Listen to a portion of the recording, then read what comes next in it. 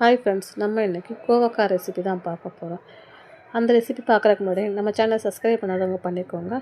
மறக்காமல் சேவ் பண்ணிட்டு மற்றவங்களுக்கு இதை ஷேர் பண்ணுங்கள். கோவக்காய்னா எல்லாத்துக்கும் தெரியும், பார்த்துருப்பீங்க. ஆமாங்க, அந்த ஒரு விரல் தண்டி சைஸில் இருக்கும். அதை தாங்க சொல்கிறேன். அந்த கோவக்காய் சுகருக்கு ரொம்ப நல்லது. எங்கள் வீட்டில் எங்கள் அப்பாவுக்கு இதை செஞ்சு கொடுப்பாங்க. அதை தான் இன்றைக்கி நான் உங்கள்கிட்ட ஷேர் பண்ண போகிறேன். வாங்க வீடியோக்குள்ளே போகலாம். நான் ஒரு 5 கோவக்காய் எடுத்திருக்கேன். அதுக்கு ஒரு பெரிய தக்காளி, சின்ன வெங்காயம் கொஞ்சோண்டு, 2 பொடி பொடியாக நறுக்கி வச்சுக்கிறோங்க.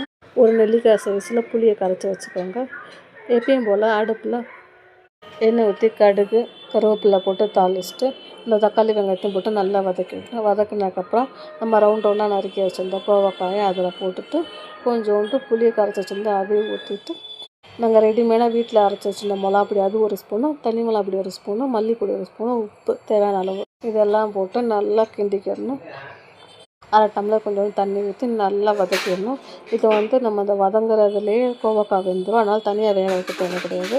நல்லா சுருளாக வதங்கினதுக்கப்புறம் எடுத்து வச்சு சாப்பிட்டோம்னா சாப்பாட்டுக்கு ரொம்ப டேஸ்ட்டாக இருக்கும், உடம்புக்கு நல்லா ஹெல்த்தியான இருக்கும்.